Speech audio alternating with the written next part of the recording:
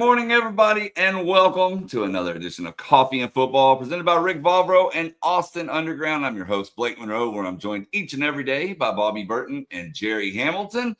We are 95 days away from kickoff, so be sure to tell us who your favorite number 95 is, and we'll circle back to that here in a little bit.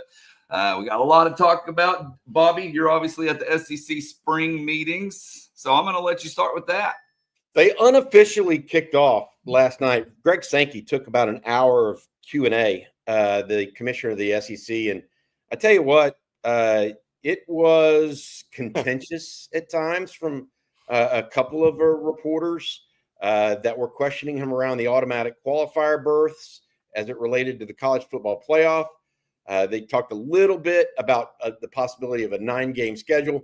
But really, guys, what I found very interesting. And there were mostly, although there was a good Austin contingent in there, these were mostly national guys that wanted to hear about Greg Sankey's thoughts on the college football playoff. And so it devolved into a discussion around that. Not much talk about the House settlement and the future of NIL, et cetera, or even breaking away from the NCAA was broached, but not really no one delved deep into that. It was all college football playoff.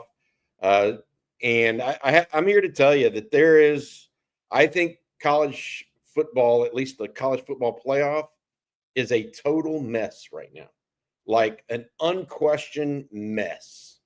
And Greg Sankey is here for it and thinks that, his description was it's kind of like a marathon. The most exciting two parts of a marathon are the beginning when you're sitting at the starting line and the end when you're crossing the finish. He said miles 3 through 25 are ugly. Yes. He goes, we're currently I don't know where, but we're currently between mile 3 and 25 right now.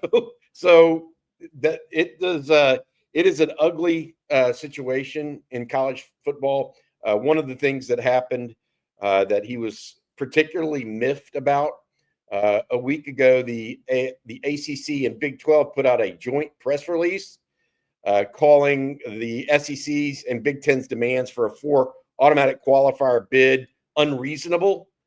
And when they did that, Jerry and Blake, he goes, I don't need to hear about what's good for the game. I know very well what's good for the game. I don't need anybody to lecture me on that. I don't lecture them on it. I'm telling them what we need to participate in a 16-team playoff. Not, if you have other suggestions, bring them forward. I'll listen, and we will all listen. He goes, we're not tied to this 4-4-2-2-1 nonsense. But he goes, someone, instead of telling me that I'm wrong, bring something to the table and let's discuss it, as opposed to me all of a sudden being the villain of college football, or Tony Petitti, the Big Ten commissioner, being the villain of college football. So a lot to talk about. Steve Sarkeesian, by the way, gets going around 10:30 today. I will be there. So I wanted to put this out to the chat. If y'all have questions y'all want answered from Steve Sarkeesian that I can get to him, I will ask those. So please let me know some of the questions y'all might want to ask, and I'll try to put that out there. And then my last thing here is the opening statement of sorts. My favorite number 95 is Oscar Giles, because that's who was that's who number 95 was during my tenure at Texas. And I've gotten to know Oscar over the years when he was an assistant coach, not only at Texas, but University of Houston and other places around the country. He's originally from Palacios, Texas, where my mom lived down there for a little bit in that area.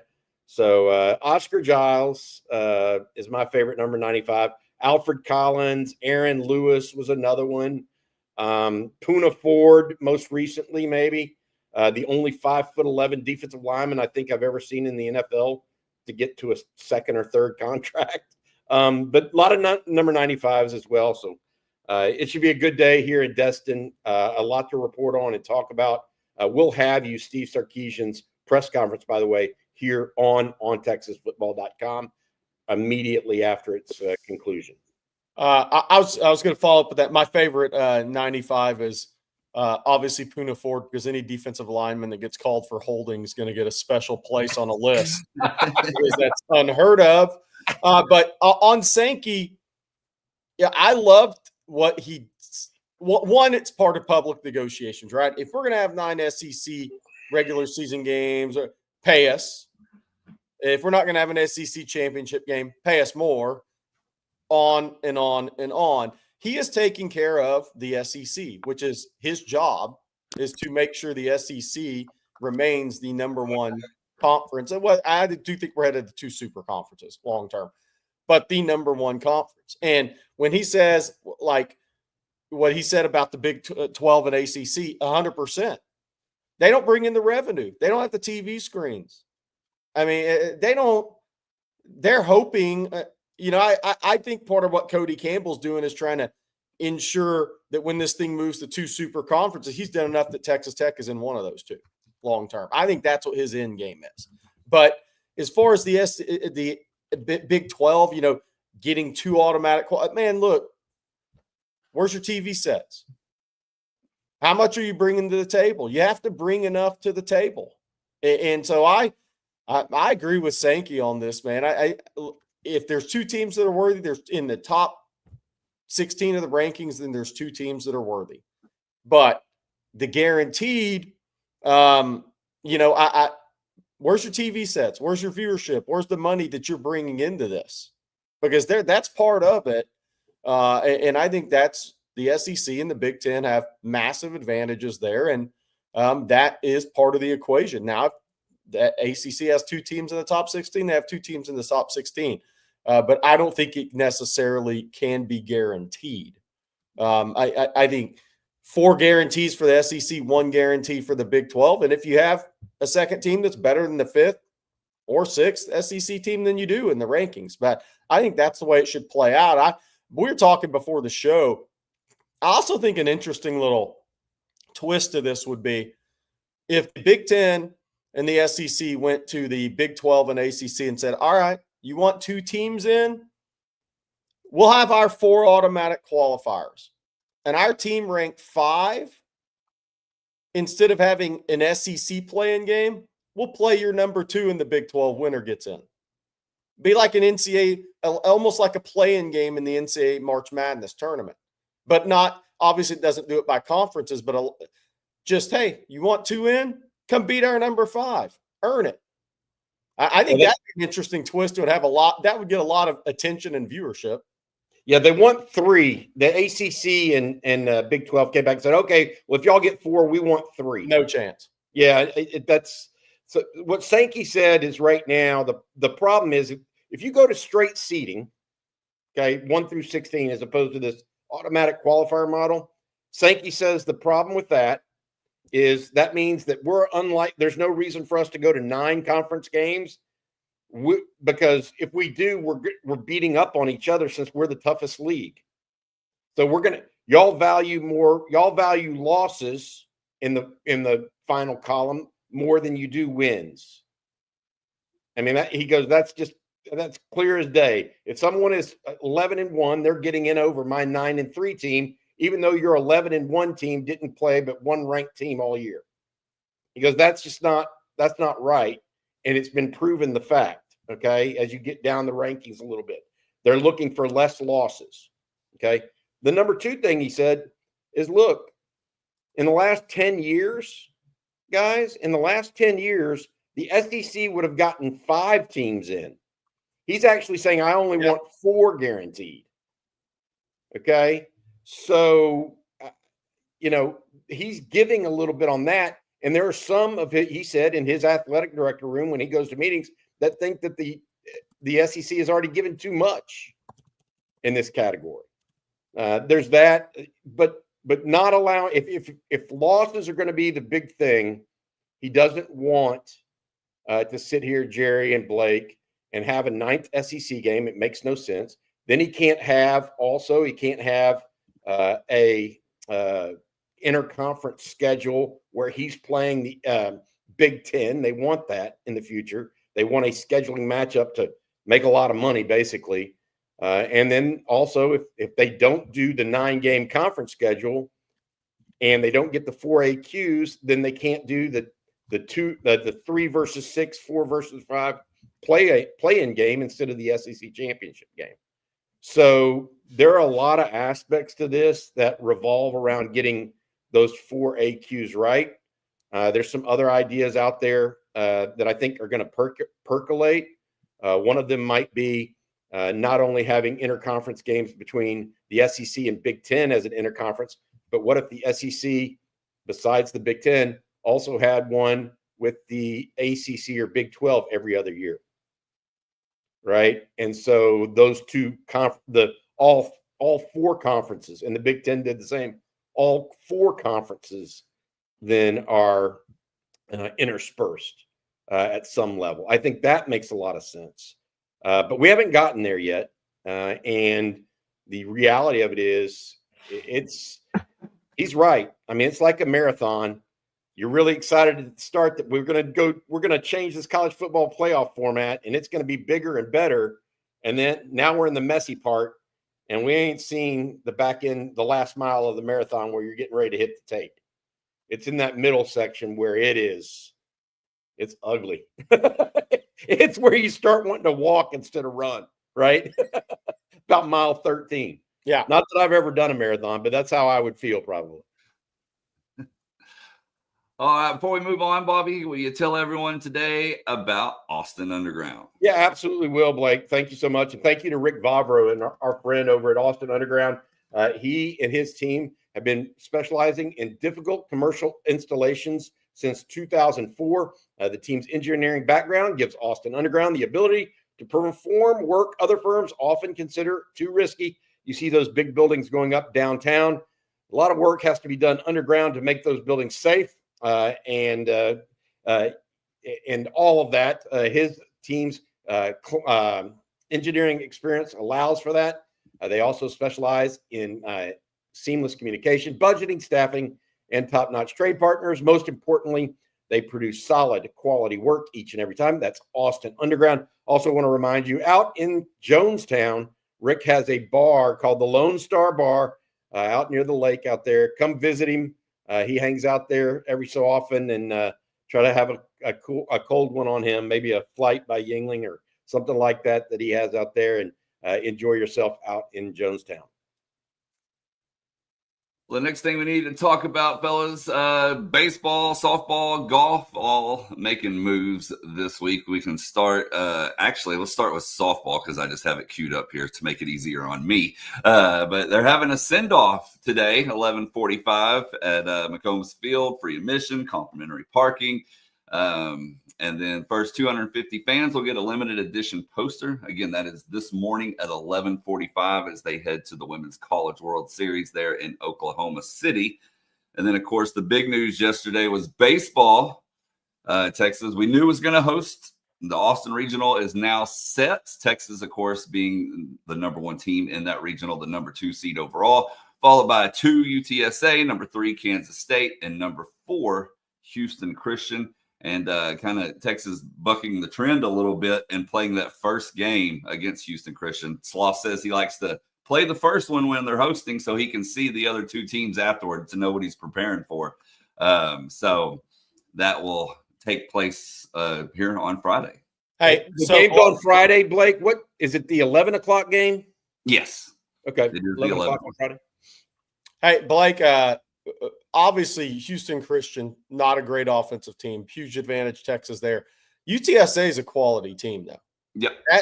Like if UTSA beats K-State, I mean, UTSA, obviously they beat Texas in a midweek, different from a weekend, but UTSA is going to be in the dugout opposite Texas if this is what this regional comes down to and believe they can win the game. So it's going to be that's a really good offensive team UTSA has. So it's going to be earned. I mean, I think anybody that looks at the regional and maybe doesn't keep up with college baseball, sees Houston Christian, K-State, and UTSA, they're thinking, I mean, okay, who's the super regional opponent? But UTSA is a quality team that can really score runs, and Texas is going to earn it. If they get to that super regional, even though it's a home they're hosting, they're going to earn it because UTSA is a quality team that has confidence, especially at the plate. Yeah, and to your point, like you said, Jerry, obviously Texas, UTSA has beaten Texas. Of course, UTSA number 25 in RPI rankings. But, the one thing is they haven't seen the pitching that they're going to see going in later this week. So I think I feel pretty good about where Texas stands. They'll be matched up with the UCLA regional. UCLA, the host in that, or in the Los Angeles regional, I guess I should say. I don't think UCLA makes it to Austin. Either way, I think they get upset, to be honest with you. But that's who they'll match up with in the supers, assuming they win this week. And talk to a couple of sources around the program. They feel good about this regional. They felt like it was about as good as it's going to get. Yeah. So, obviously there's a few teams like LSU, for example, that have a much easier regional, but not a bad draw for Texas. I don't think that you can complain at all about that. And obviously golf. We had talked about this a little on the live stream last night. John Field's golf team advanced the match play. They are the 6th seed in match play, so they take on Florida. So it's Florida, Texas softball, Florida, Texas golf. Interesting, though, the finish. One thing to watch in golf, if Texas gets by Florida in match play, something negative happened if you were on that side of the bracket. Auburn made some bogeys late, team bogeys late, and ended up being 2 instead of winning the stroke play as a team. So the winner of the Florida-Texas 3-6 match will likely take on Auburn, the defending national champs, and I think they are the best team. I think they have the best player too. So that would be one of the things. If Texas beats Florida, which boy, it's going to be earned in golf now. If they beat Florida in that 3-6, Florida 3, Texas the 6, coming out of stroke play, that I mean where they're ranked all season. I think Florida's 3, Texas was 4. But if the winner of that's likely going to get Auburn in the semis. So Auburn made those late bogeys, which took them out of the 1, being the 1 seed headed into match play. So just a little for those that follow the golf, that something maybe negative happened for the Florida Texas winner, and that they have to go up against Auburn in the semi. Jerry Hamilton, I'm just very disappointed in you. very, very. No, I'm really, really disappointed. Did I miss something? Yes, you missed something. We left that. I mean, it was a layup. You were talking about baseball, and you didn't mention A&M not making the tournament. I was already thinking of the golf. I was thinking of the golf at that point. Probably like the A&M baseball staff was. They may be vacating their office today. We shall see. I mean, through the grapevine, what we're hearing a little bit is that A&M may actually be done with their baseball staff. Michael Early may be, instead of 2 in barbecue, 1 in barbecue, 1 season at the Aggies. What we're hearing is that they're going after a couple of big name Aggies, may be behind the scenes, going after a couple of big name coaches. I don't know if that final decision has been made or will be made, and I don't have a timeline for it. That's just what we're hearing in the coaching circles, really, more than we are from anybody at A&M or anything like that.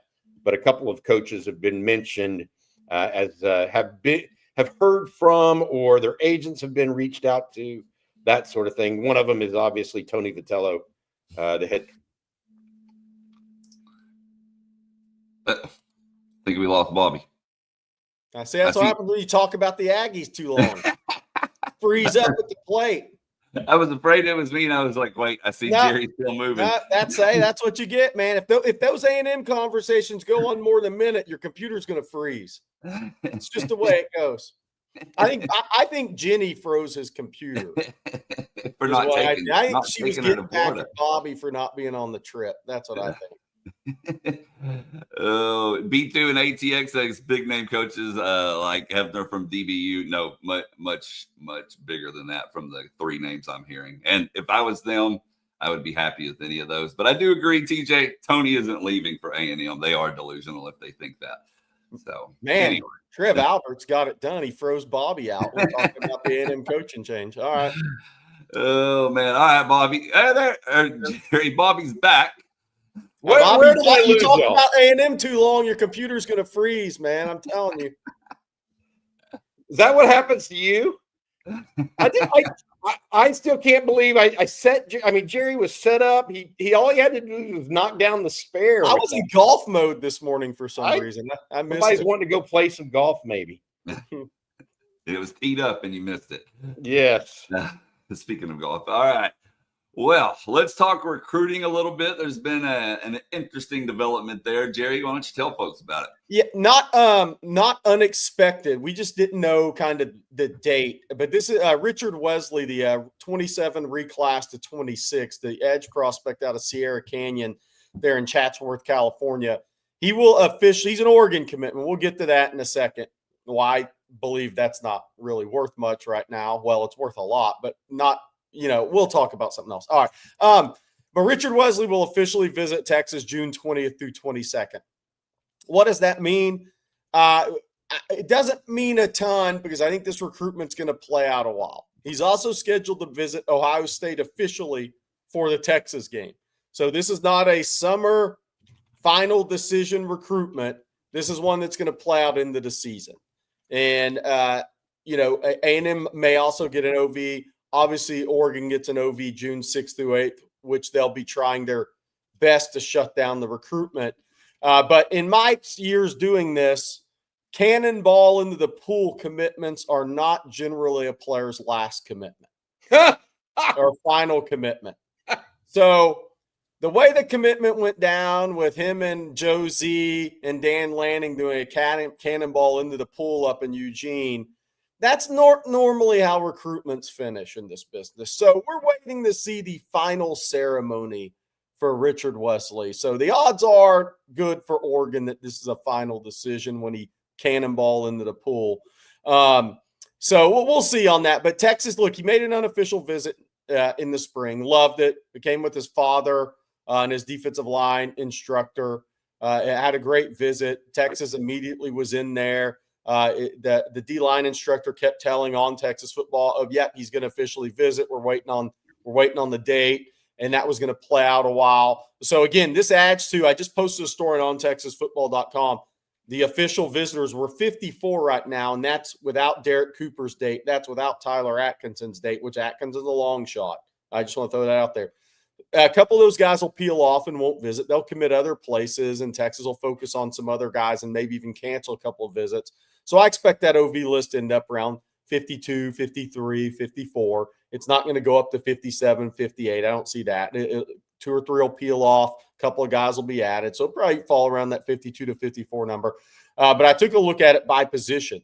So this is now 6 edge prospects with OVs. 10 D linemen have OVs set. So if you want to kind of look at the breakdown there of where things are positionally right now, you can do that at ontexasfootball.com. Obviously, we can't go over all 54 here.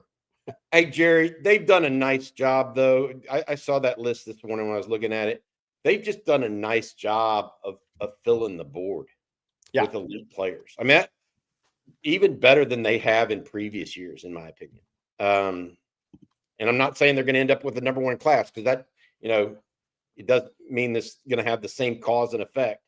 But they feel it looks like a Texas recruiting class that's as good as anybody's potentially on paper, right? Yeah. I mean, the depth they have at each of those positions is pretty strong. I mean, I don't know how else to put it. I don't know that there's a position where you can't say, wow, that's one of the best groups coming in of any group has across the country.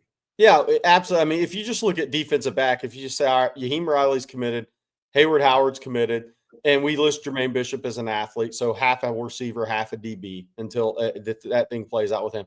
If you just look at, okay, who's OVing? Well, Devon Benjamin, Justice Fitzpatrick, Samari Matthews, Chase Calicut. I mean, those first 3 guys are the elite. And I say Chase Calicut because he's kind of a hybrid linebacker safety. In time, we'll see where that frame takes him. I think people at North Shore could see him being a linebacker long term. It's definitely a hybrid. But if you just look at the way it's set up, just the 3 DBs, those are 3 of the very best guys in the country. The D-line is so interesting, D-line and edge. There's a prospect coming in to officially visit Texas from every state in the South, okay, along I-10. Louisiana, more than 1. Mississippi, Draylen McCoy. Alabama. Somebody asked about Vodney Cleveland. I'll say the same thing I've said about Vodney Cleveland. If he maintains that he wants to go out of state, I think Florida and Texas are your two. Don't sleep on Florida either, though. I know people are putting in picks and all that, but I would let the official visits play out on some of these. Texas isn't going to get everybody. There's some quality competition there. But there's an official visitor on the D-line from Alabama, multiple guys from Georgia, multiple guys from Florida. So those are going to be a high percentage of your most highly ranked defensive linemen in the country. Then you head out to California with Richard Wesley. Then you have Luke Wafel. It's pronounced Wafel, those in the chat. I was told that late last week. Luke Wafel out of Princeton, New Jersey, the Hun School, one of the top edge prospects in the country up on the Northeast, which is going to be a Texas, Penn State, Ohio State battle. His brother plays at Penn State. So to Bobby's point, Texas has elite guys. These are all national recruitments for the most part. I mean, this is where you want to be. This is battle royale, gird up your loins, recruit through the whistle, whatever you want to call it. This is what you want. This is where you want to be in recruiting. When all the dust settles, Texas is going to either sign the number 1, 2, 3, 4, 5 class. We'll see where the dust settles, in my opinion. But just know that through the winding road of some kids committing elsewhere that you thought you might get, Texas winning a couple you didn't think you might get. At the end of the day, when that road straightens, Texas is going to have a top 5 class again, in my opinion. And we have some more recruiting questions that we can follow that up with here. Let's see here. First off, Casey wants to know, has there ever been an official visit list like this in all your time covering Texas? No. All your time? No, because it's all condensed in 1 month now. And, I mean, look, Texas last year brought in 41 or 42 official visitors in June. The chat may correct me on that. 41 or 42, I think. This year, they're over 50. So the net's been cast even wider with more top-ranked prospects. So this is the most talent I've ever seen on the OV list at Texas. And some of that's just sheer numbers, too. They're just bringing in more of those guys. And from more states. I don't know. I mean, ever though. Remember, Mac would only have 29 official visitors for 27 spots, right? So, well, later though. I mean, right. In what is it, 99 when is the Chris Sims year, and then the Vince Young year. Those two, they didn't have a ton of OVs though, is the problem. Yeah, I see what you're saying. I mean, you know where I'm getting. Yeah, they dominoed on the top the top quarterback and the top defensive player in the country, and so maybe not OVs as strong as this. I will say this: definitely not the depth. To Jerry's point of the OVs in the 30 plus years I've been covering recruiting at the University of Texas or watching it closely. I mean, look, Sark's he's got an unbelievable record on QBs, right, and great resume. The one thing I don't think we'll ever see is the same recruiting class bringing in Eli Manning and Chris Sims to visit in the same class. Yeah, I don't think that one will ever be replicated again. No, I go back to Jerry. We went over those yesterday. If y'all missed it, we did a show on Memorial Day, obviously. And one of the things that we brought up, that Blake brought up, was opposing coaches and what they were saying about Texas. Mm-hmm. And frankly, this is one of the things I want to talk to Sark about today is, look, Texas definitely has a healthy NIL program, right? There's no doubt about it. But they're not the only one. Ohio State has a healthy one. Miami, Oregon, USC, Georgia, Alabama, they all have very healthy NIL programs, right? How did Texas end up with the number 1 ranked class? Like, it's just lazy to say, in my opinion, it was NIL. It was more than that. So what is he doing right now? And he's clearly doing something. What's his secret sauce, so to speak, that's putting him and allowed him to move Texas maybe ahead of the Georgias even in recruiting? I mean, That's insane, given the fact that Georgia literally is coming off of 2 consecutive national championships just 2 years ago. So Yeah, my answer may not be the popular one with the Texas fans on the chat. I think so Sark turned the program around and is winning. But Texas has never been in a position to recruit the SEC region until they moved to the SEC. And look, and it's a lot of this is timing for all these coaches too. I mean, if you look back at when coaches were hired, some of the, like in the state of Florida, you can go recruit that state right now because FSU is on a roller coaster. Billy Napier is going to be fired headed in the last year, saved his job because he had to turn it around. Cristobal hasn't got over the hump at Miami. So you can go in and get kids from there. Georgia, unbelievable talent in that state. Atlanta area, most talented area in the country probably, followed by DFW. I think those are the two, the Dave Broward. It's all pretty much the same. But then South Georgia has tons of talent. I'm just telling you, like Savannah has so much hidden talent down there. But Georgia can only take so many of those guys. And then with Nick Saban retiring and Dabo slipping a little from where he was, those kids are going to go somewhere. And so Texas is in a position they've never been in recruiting, that they're now a member of the SEC, but they're also, to Sark's credit, they're winning when they got to the SEC. They aren't limping into the SEC like Brent Venables did. They're winning when they got Jerry, to the you SEC. put together this list yesterday, and Blake's going to re-show it for you guys that missed yesterday's show. This is a total reveal of who Texas is competing against in recruiting. I mean, they're competing against Georgia more than Texas A&M. I mean, I can tell you right now that has never happened in the history of University of Texas football. And that is because Texas is recruiting the Southeast and elite players across the country. That's what's happening there. I mean, Texas has never had more competitions with Georgia in recruiting than Texas A&M ever. And if you're not in the SEC, you're not in a position to do that. Let's just be real. Let's just okay. I agree. I think I'm agreeing with you. I completely agree with you. I just think it's just eye-opening. It's awesome. It's awesome. Yeah, it's very eye-opening because here we are. I mean, A&M is lifelong rival, OU lifelong rival, and usually you're competing for them in Dallas, the Metroplex, and Houston, other parts of Texas. But here we are, and Georgia has more players that Texas is visiting, getting official visits from that are also visiting Georgia than any other school. I mean, it's just that when you put that up there yesterday, Jerry, it really kind of blew me away. And I didn't really react to it because I think I was kind of stupefied by it because I tried to go back in my brain and when has that ever happened? I mean, there's been times when Texas recruited a lot against LSU for elite players, but I mean, sometimes it's even been Baylor, right? When they had some, but never Georgia.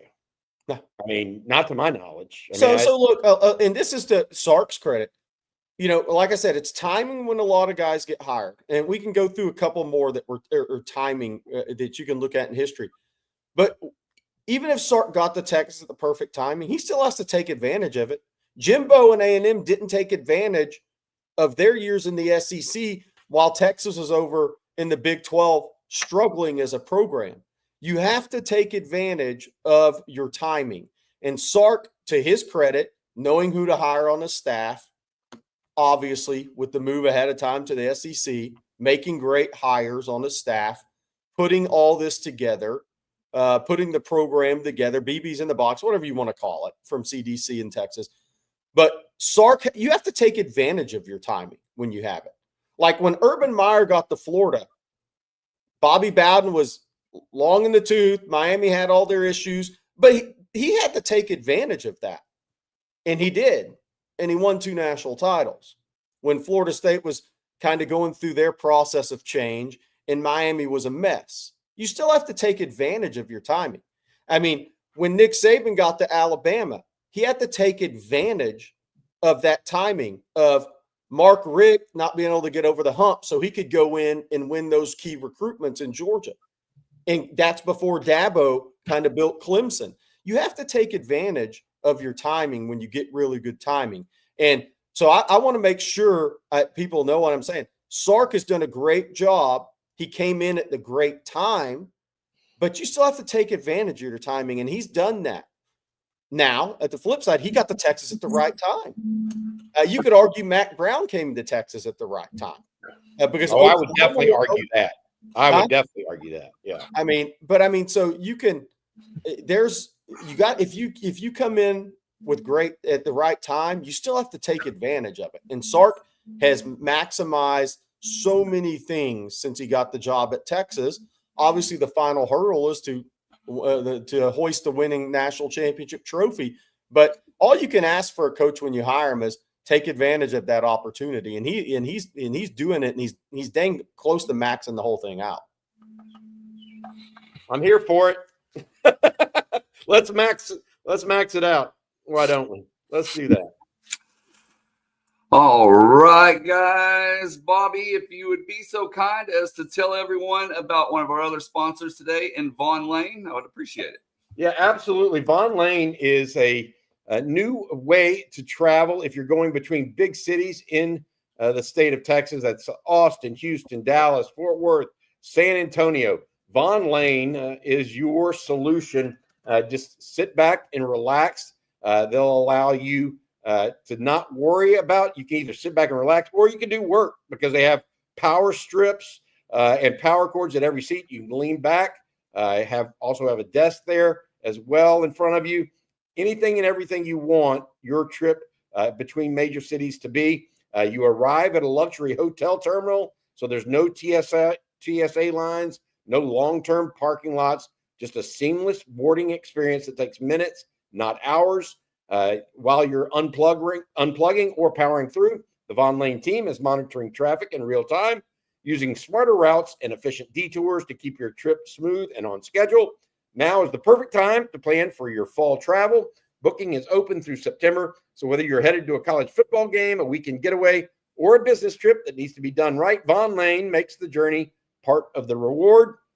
Visit vaughnlane.com and use code OTF25 to save $20 on your first ride. That's OTF25 to save $20 on your first ride. Vaughn Lane, elevated regional bus transportation. Thank you for your sponsorship of On Texas Football. And I'm also going to tell everyone today about Timeline's Mito Pure. If you work out, it's a supplement you're going to want to add to your daily regimen because it supports your health at the foundation by encouraging cellular renewal. Even if you don't work out, you want to add Timeline's Mito Pure to your daily routine. It's a precise dose of the rare postbiotic urolithin A, and it works by promoting an essential cellular cleanup process that clears out your cell's battery packs. There's a lot of products out there that claim to make you stronger, or maybe they claim to pack on muscle, but Timeline's Mito Pure is shown to deliver double-digit increases in muscle strength and endurance without a change in exercise. They don't just claim it, they deliver on it. And I can tell you that I personally love it because I recover a lot more quickly from my workouts. I can tell a huge difference with it. I also have a lot more energy because of it, which is, well, an added bonus. And Mito Pure is the research-backed innovation that unlocks your fullest potential.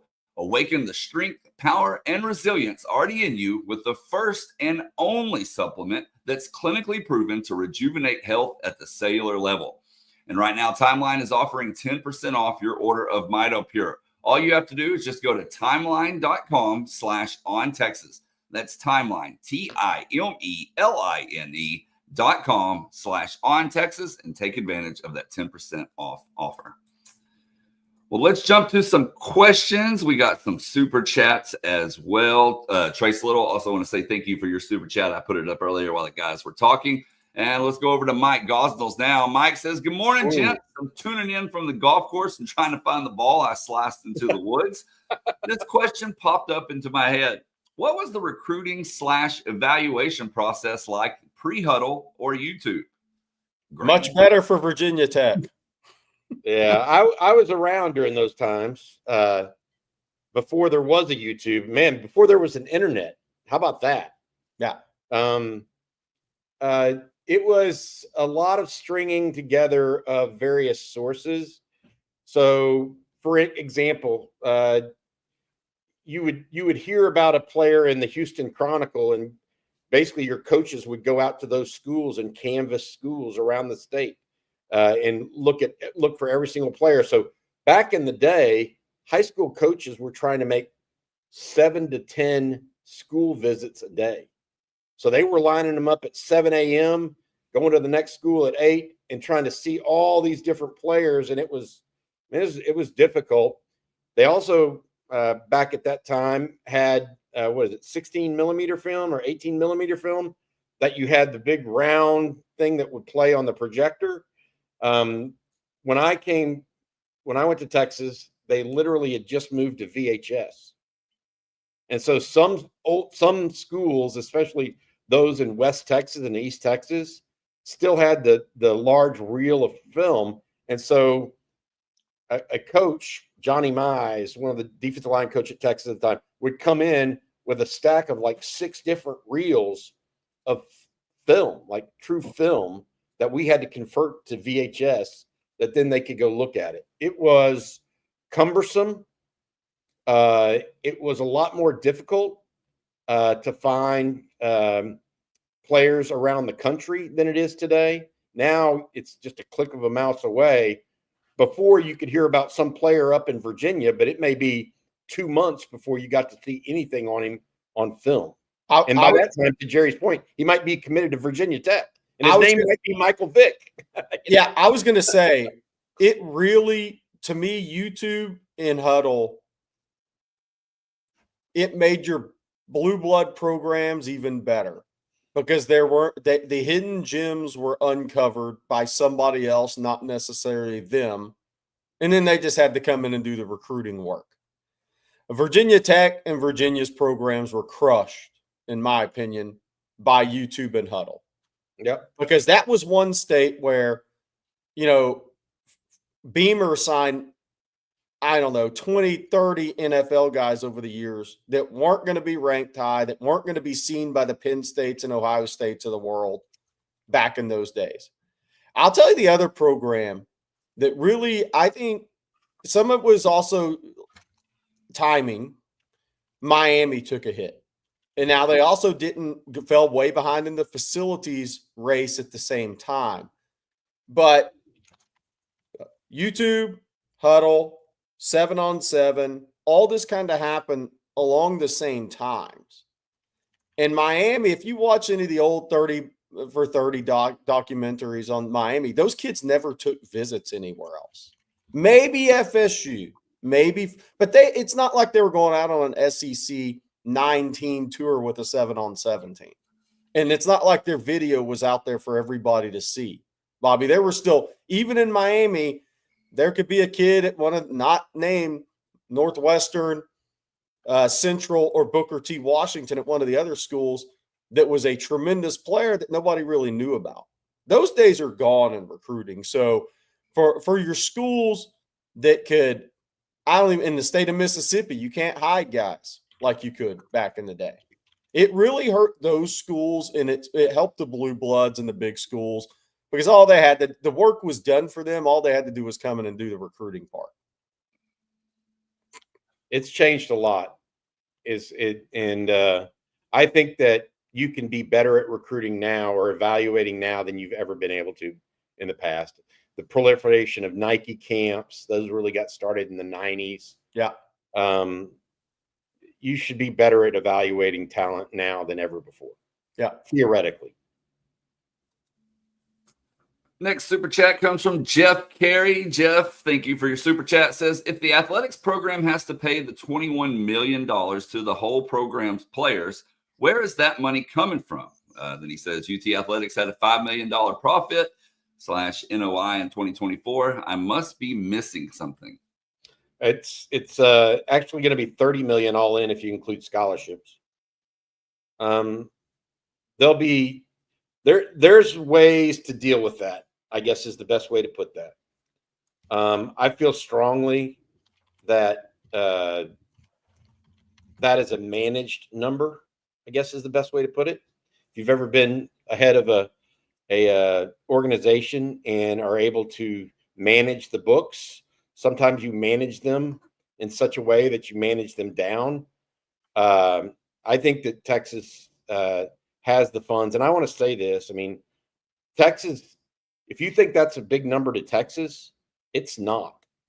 And I say this, it's only 10% of their whole revenue. 30 million's less than 10% of Texas revenue in sports, going to the athletes. That, in my opinion, NFL, it's 50%, for example. So imagine instead of just 10%, it being 50%, then you're talking about a really, really large number. But they manage that number, in my opinion, and good managers do that. They also give to the university, et cetera. And then we have a super chat from Jack. Thank you, Jack, as always. He says, Jerry, given the quality of recruits that are taking official visits, are there any 3-stars that we're overlooking? You're always going to have some guys like that, right? But the good thing about being Texas or a blue blood nowadays is those guys jump into the portal in a couple of years and you can get them. Man, Murad Watson went from being, and I'm not saying Texas overlooked him in high school. I'm saying he didn't have the major offers coming out of high school. I think he had Tennessee. He picked Syracuse over Tennessee. He was a 3-star ranked guy. He was a freshman All-American, right? So you look back on that now in Penn State, and those guys probably were like, we were close. We thought he was really good, but we just didn't quite jump in on him. So that's a great thing about being a blue blood. You can go back and get those guys in the portal. If I'm looking at a list in Texas this year, if there's a couple of guys I really like, I'm thinking about the receiver at Iowa Colony who runs 10-4 is a guy for me. I think he's a really good player. Jaden Warren. I don't think there's that many guys that are that fast. There's some guys ranked low 4-star too, right? So, I mean, that's kind of in the same area, right where Byron Murphy was, right where Tavondre Sweat was, right where those guys are coming out of high school, that they're right in that area code, right? I mean, so those are some of the guys you look at. It didn't work out with Texas. I think Donovan Webb's a stud player. I just think the guy's a tremendous player. But if you go down the list, you could find a few guys like that. But I also see guys that I don't necessarily think are 3-star players. There's a kid, Julian Hugo, an edge kid at Cibolo Steel that's committed to ASU right now. Really good player. Really good player. Ridge Point down in Missouri City has 2 offensive linemen. One's committed to Arkansas. The other's uncommitted. Really good players. You just can't take all these guys. I mean, you can't take all these guys. The running back, Isaiah Lee at Lancaster, really good player. The receiver, Cohen Brown, who Texas recently offered, I think is a really good player. There's an offensive guard, last name Primus at Midland High.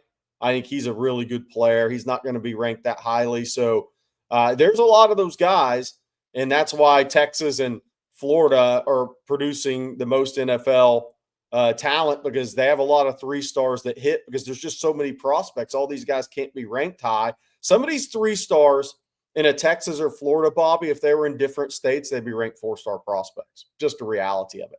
And by the way, there's a linebacker at San Marcos High, Isaiah Young, who I think is really good. Those San Marcos kids have had to play JV because of the UIL ruling suspending them from varsity football over I think it was kind of a BS ruling on recruiting. I mean, like, we're not doing this everywhere in high school football at this point.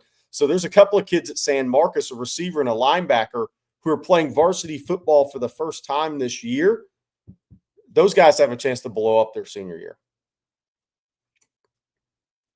And then we have Bald Father Betts as our next super chat. He says, if the SEC goes to 9 games, is there any chance that each team gets 2 protected games? I'd love to play A&M every year. Some other great rivalries in the conference as well. Did Sankey talk about that, Bobby? Or was he No, and that's one of the things when I say it devolved into college football playoff. We didn't talk anything at all about actual scheduling.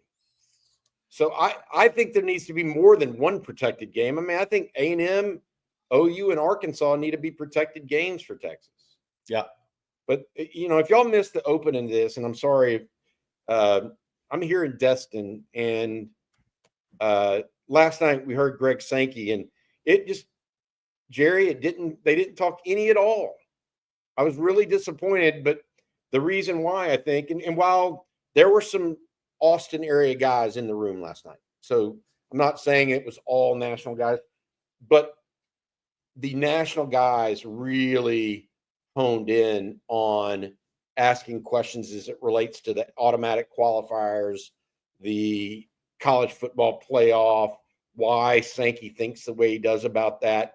And it was less about the SEC. That was one of my major takeaways from that is Sankey's the head of the SEC. He's not the head of college football. Right. Now, he is one of the most powerful people in college football, and he is one of the co-heads of the College Football Commission. But it felt like it was more about the CFP than the SEC. And I hope that some of that changes over the next 48 to 72 hours here in Destin, because I think those questions like that are more important to me than some of the stuff we were talking about yesterday. So purely my opinion, but I think there will be 3 protected games if it goes to 9 game. I hope so. I think there's going to be 3 protected games. I think that's what they're going to have to do. I mean, as of right now, I think Texas is protecting. I think Texas will always play A&M and Oklahoma. I can't say the same about Arkansas. Yeah, right now. I think that needs to be a 3rd protected game. I agree. Will it happen? I don't know, but I think it needs to be. Texas needs to play either Arkansas or LSU every year. So, I mean, so if they don't have Arkansas one year, they need to have LSU. That's my opinion. All right. Let's see here. By the way, Bobby, Joe Z wants to know, and a lot of other people have asked, when are you going to update the store with new items? We actually have been talking about that. And by the way, if you have any suggestions for breakfast restaurants in the Destin area, please let me know. I was at a place and not Chick-fil-A. I was at a place called the Donut Hole this morning, and I like their coffee cups a lot. So I'm on the lookout for that. We're also talking about some shirts and stuff like that, but we'll have some fun with it. It won't be until probably early July, early August before we update the store with any new products. We still have a couple of mugs left and a few hats from last year. If you're interested, you can check out that store at ontexasfootball.com. We got time for just a few more questions, Bobby. I know you got to get out of here soon. Yeah, I actually need to leave. I just got an email that Sark's thing got moved up about 15 minutes, so I'm gonna check out now, guys. Yeah. Y'all be good, okay? All right. Yeah. All right. Hook 'em horns. I'll see y'all. And just so people know, Bobby will have a live stream after Sark speaks to kind of go over what Steve Sarkeesian had to say. Yes, for sure. All right, Jerry, let's take some more questions here. And this one's right up your alley from Antoine. Any Jet Surratt updates? Is he a potential Texas golf recruit? I don't know on the Texas side if that is going to happen. I think his senior year is going to be big for him in golf. I know there's a few D1s that are definitely in there that have offered him in golf, and he is going to go. He's going to quarterback Carthage High this year, his senior year, but I do think he's making the golf move in college, and he's going to be a D1 golfer. It's just where unbelievable ball speed. I mean, like 202, 203 miles an hour at times this year. I really think he will take off as a golfer once he's in college, because trying to do football training, golf, tough mixture there on a body. And I know we talked about this at the beginning, but we've had a lot of people join since then, Jerry. So let's go back over it again. He's Longhorn Frenzy. Thank you for the super chat. Says Richard Wesley is official visiting on June 20th. I know he's committed to Oregon, and I know he has interest because of the official visit. But what are the realistic chances with him? The question there will be, where's Texas at from an edge position after the June OVs? Because Wesley he's scheduled to be at Ohio State August 30th for an OV. That's Texas game weekend, obviously. So his recruitment as of today is expected to play out in the September, October. Who knows, right? It's not like Oregon won't get him on campus after all these, because their OV's June 6th. It's not like they won't get him on campus during the season. That recruitment's going to play out a while. So the question will be, what happens if Texas already has 2 edges in the boat at that time? Because they got 5 other official visitors at edge. Dre Quinn, Luke Wafel, Jake Krull, Jamarian Carlton, Kamari Brooks. Then you have those combo guys who Rod and I were talking about last night. Bryce Perry Wright, Jaraylen McCoy, Perry Wright out of Buford, Jaraylen McCoy out of Tupelo, Mississippi. They're kind of that hybrid combo edge D tackle guy that could be a power edge, 5 tech, even grow into a 3 tech who has versatility along the line long term with those guys. So Texas has a lot of guys coming in.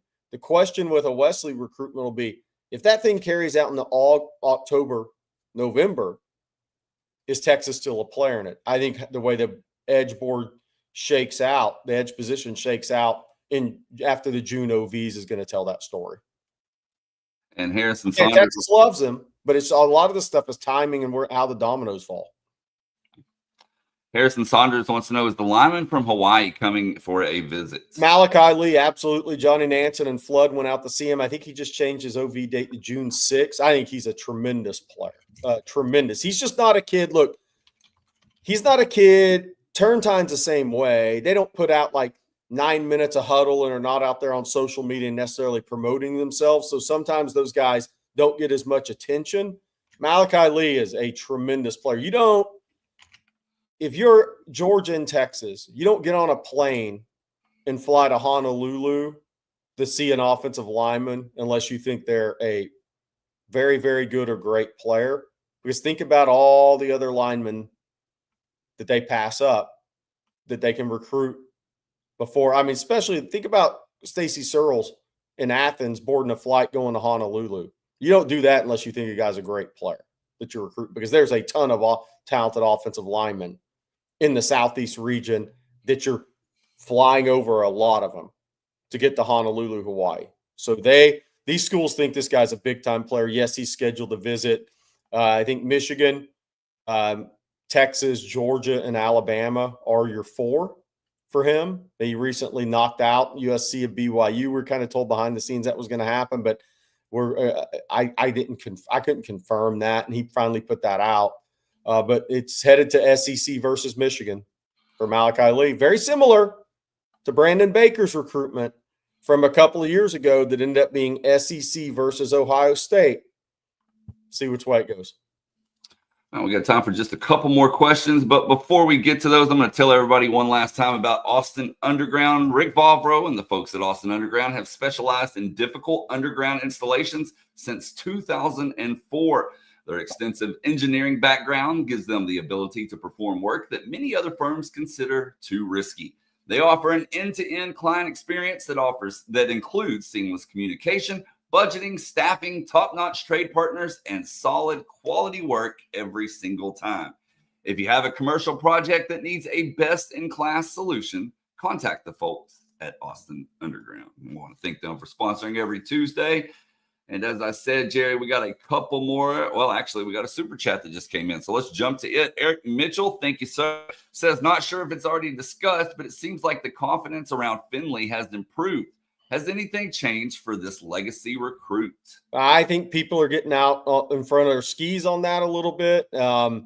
Personally, I think it's going to come down to what Caden Finley wants to do. Does he want to blaze his own trail, do his own thing, and go to Notre Dame?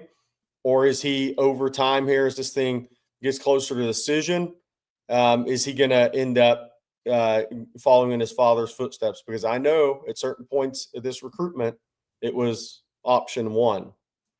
So we'll see. But I thought the Notre Dame picks ahead of time in January, I said I thought people were getting out in front of their skis on that one. Now I think anybody that's saying, oh, Texas done, this recruitment's still going to have to play out. And it's going to be interesting to see which way it goes. But normally as we get closer to decision day, the close to home becomes a factor.